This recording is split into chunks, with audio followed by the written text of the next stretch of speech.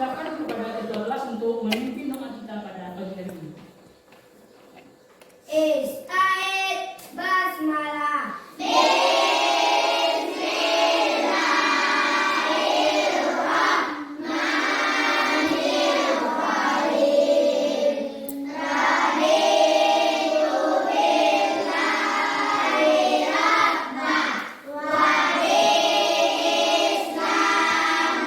Terima kasih kepada ketua kelas yang telah memimpin doa kita pada hari ini. Mudah-mudahan kegiatan pembelajaran kita berjalan dengan lancar dari awal sampai akhir.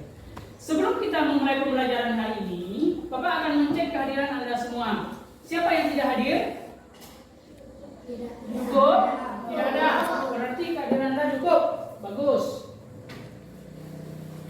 Selanjutnya, untuk memupuk semangat dan motivasi Anda semua, mari berikan Bapak tepuk 1 sampai 5. Bisa? Bisa. Bisa? Bisa. Silakan berdiri atau boleh di luar meja, silakan. Nah, siap dengarkan aba-aba yang Bapak berikan. Siap? Siap. Tepuk 1. Tepuk 2. Tepuk 3. Tepuk 4. Tepuk 5. Bagus, silakan duduk kembali. Sekarang Bapak ingin bertanya, apakah Anda siap untuk mengikuti pelajaran hari ini? Siap. Bapak ingin bertanya, apakah masih ingat pembelajaran kita minggu lalu? Siapa yang masih ingat pembelajaran kita minggu lalu? Apa? Bagus. Tanda-tanda usia balik menurut ilmu biologi. Apa saja tanda-tanda usia balik bagi anak laki-laki menurut ilmu biologi? Siapa yang bisa? Mimpi basah. Bagus. Mimpi basah, apa lagi? Tumbuh jakun. Bagus, apa lagi? Tumbuh bulu di sekitar daerah tertentu. Itu tanda balik menurut ilmu biologi yang terjadi pada anak laki-laki. Yang kedua, tanda balik bagi anak perempuan. Siapa yang bisa menjawab? Apa? Mengalami haid. Bagus. Apa lagi? Tumbuh bulu di sekitar daerah tertentu. Apa? Itu tanda-tanda usia balik yang dijelaskan dalam ilmu biologi. Untuk sekarang Bapak ingin mengajukan beberapa pertanyaan terkait dengan materi kita mengenai hadas besar dan cara mensucikan hadas besar. Apakah Anda pernah mendengar kata hadas? Pernah mendengar? Pernah. Apa yang dimaksud dengan hadas? Bagus, kotor. Apa itu hadas? Kotor. Kalau orang yang kotor berarti dilarang melakukan sesuatu hal. Apa saja yang dilarang dalam keadaan berhadas itu? Sholat. Bagus. Orang yang berhadas itu sebelum mensucikan diri maka dia dilarang untuk sholat. Sekarang pertanyaan selanjutnya, apa yang Anda ketahui tentang mandi? Menyiram badan, apa lagi? Membersihkan badan. Adapun tujuan pembelajaran yang ingin Anda capai setelah mengikuti pembelajaran ini adalah yang pertama, Anda memahami arti hadas. Yang kedua, menyebutkan penyebab seseorang itu berhadas. Yang ketiga, menyebutkan hal-hal yang dilarang ketika berhadas. Yang keempat, memahami arti mandi wajib. Dan yang kelima, menyebutkan tentang tata cara pelaksanaan mandi wajib. Itulah dia tujuan pembelajaran kita hari ini.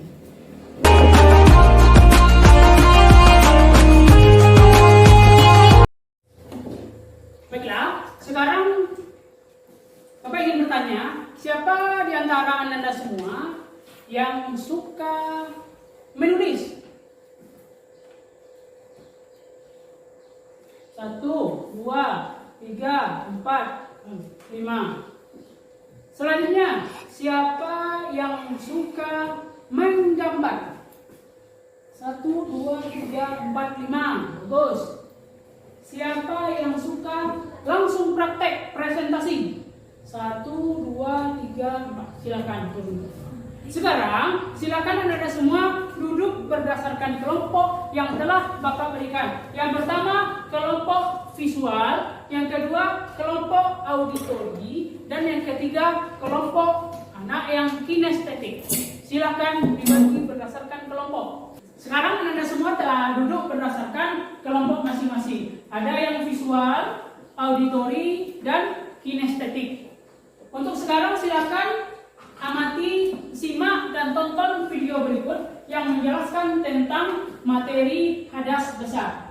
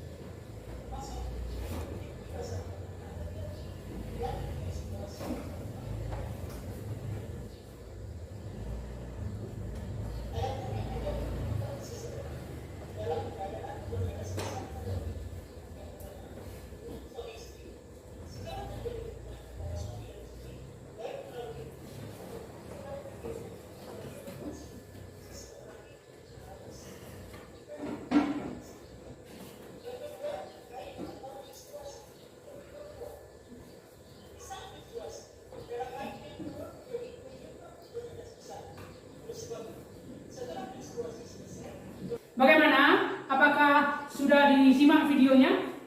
Nah, apa yang dijelaskan dari video tersebut? Hadas besar. Tentang hadas besar. Bagus. Apa lagi? Penyebab? Penyebab seseorang itu berhadas besar. Siapa yang dapat mengemukakan pendapatnya apa yang dimaksud dengan hadas itu? Coba Anda lihat.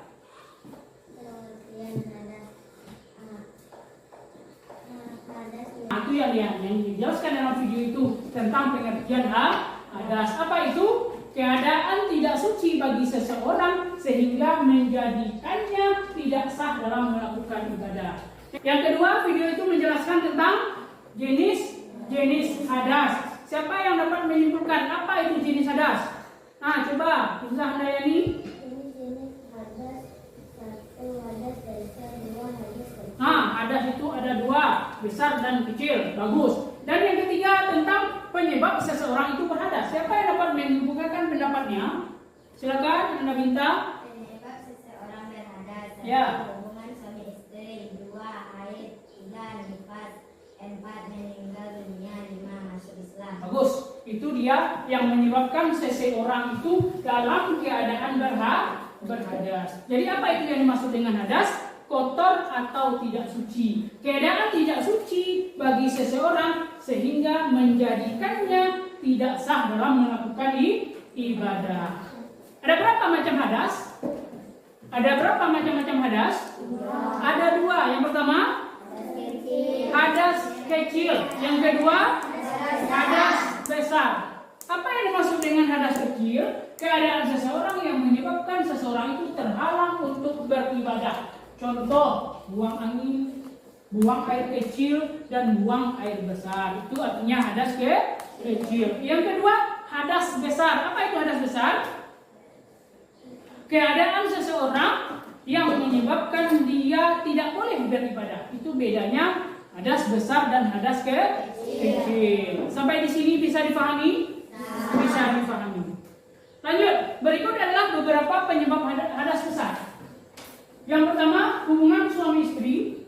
Yang kedua, haid atau menstruasi bagi perempuan. Yang ketiga, nifas yaitu setelah melahirkan.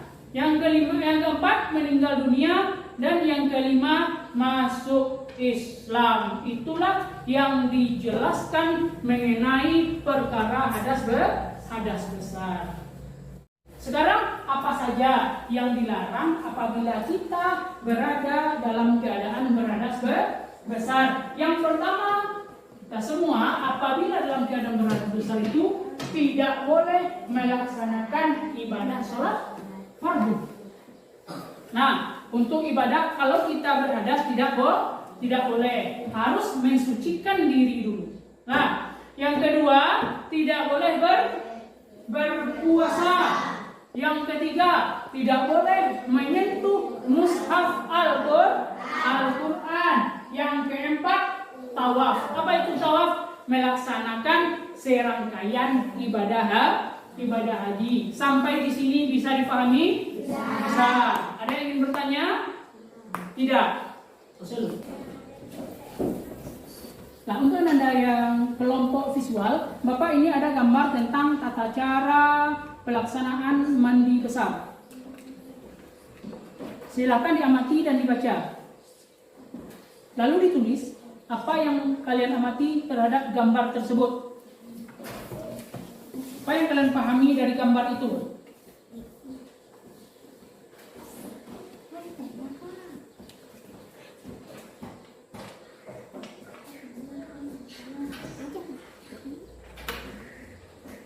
Setelah mengamati gambar ini, apa yang Anda pahami tentang gambar itu?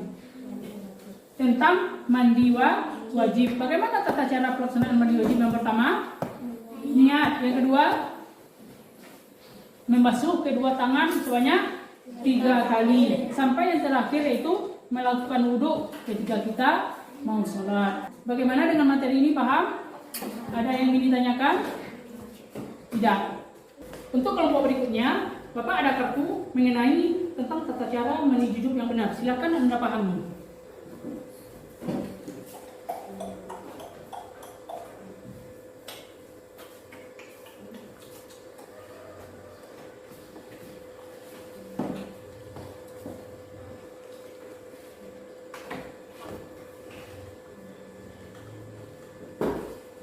Bagaimana? Sudah dipahami?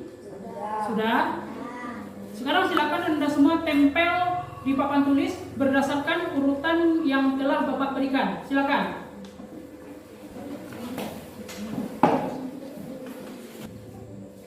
Baiklah, sekarang silakan tempel bagaimana urutan tata cara pelaksanaan mandi wajib yang baik dan benar. Silakan. Nomor 1.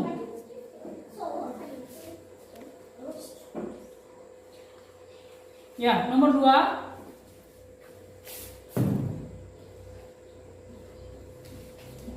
Lanjut nomor 3. Lanjut nomor 4. Lanjut nomor 5.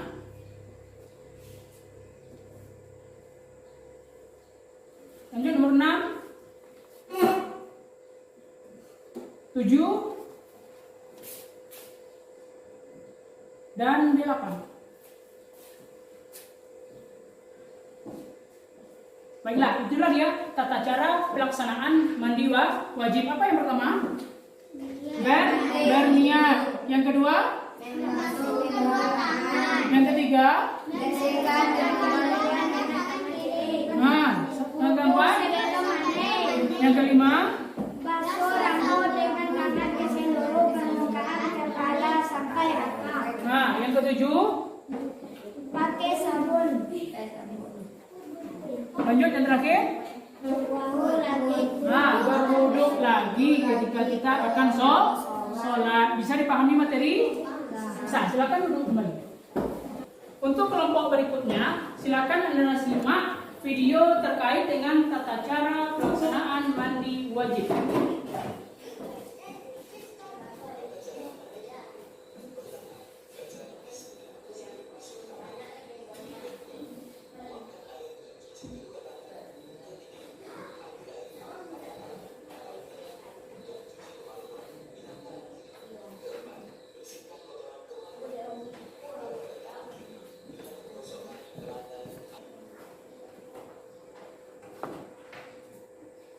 Silakan mengungkapkan pendapat Anda. Apa yang dijelaskan dalam video itu?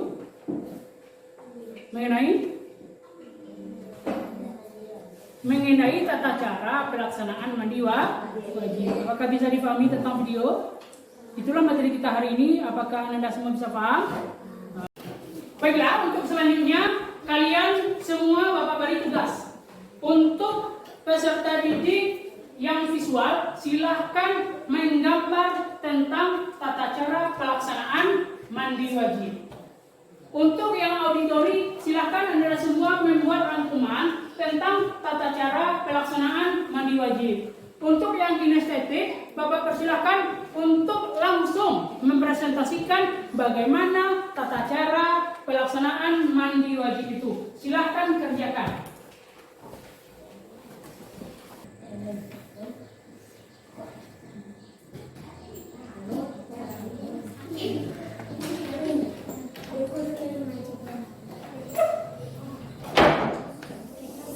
Bagaimana Anda semua? Apakah sudah selesai? Sudah. Silakan yang pertama kelompok visual untuk memperlihatkan hasil karyanya ke depan.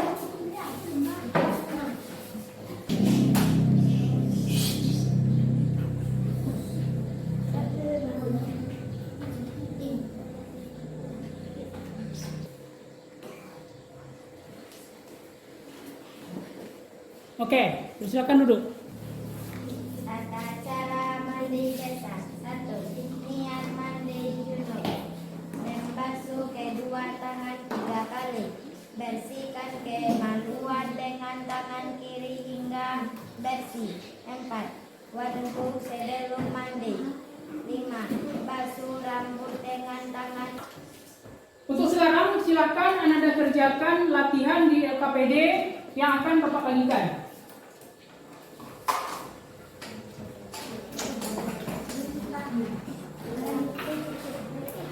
Bagaimana tugasnya? Apakah sudah selesai? Sudah.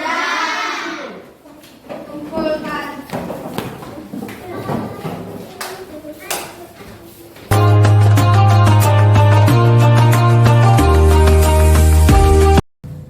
Baiklah, sebelum kita tutup pembelajaran kita hari ini, marilah kita refleksikan kegiatan pembelajaran kita ini secara bersama-sama. Bagaimana perasaan Anda setelah mengikuti pembelajaran hari ini? Enak, alhamdulillah. Apa saja kegiatan yang menyenangkan tersebut? Menggambar, apa lagi? Membaca, menulis, apa lagi? Berkelompok mengerjakan tugas. Apakah ada kendala? Tidak. Apakah bisa dipahami materi kita hari ini? Bisa dipahami. Marilah kita simpulkan pembelajaran kita secara bersama-sama. Apa itu yang pertama tadi? Pengertian hadas. Siapa yang bisa menyimpulkan apa yang dimaksud dengan hadas? Apa itu hadas? Silakan Anda Nadif. Apa yang dimaksud dengan hadas?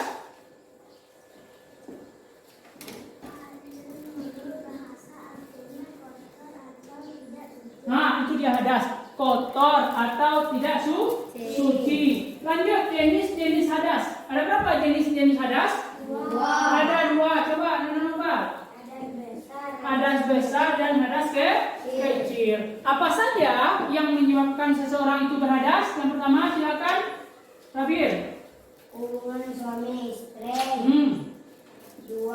Haid. 3. Nifas. 4. Meninggal dunia. Lanjut yang terakhir, bagaimana tata cara pelaksanaan dari mandi wajib tersebut? Siapa yang dapat menyimpulkan?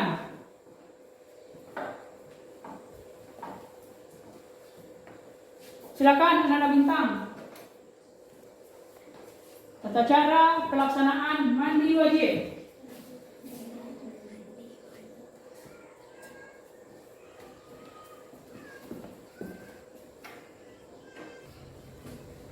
Tata cara mandi wajib. 1. Niat mandi junub. 2. Membasuh kedua tangan 3 kali. 3. Bersihkan kemaluan dengan tangan kiri. Bagus, itulah kesimpulan pembelajaran kita hari ini terkait dengan hadas besar dan cara mensucikan hadas besar. Baiklah Anda semua, untuk pembelajaran minggu depan kita akan membahas mengenai kewajiban seorang anak setelah memasuki usia balik. Demikianlah pembelajaran kita hari ini.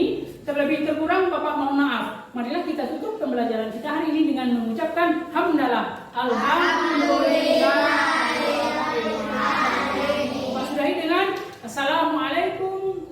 warahmatullahi wabarakatuh.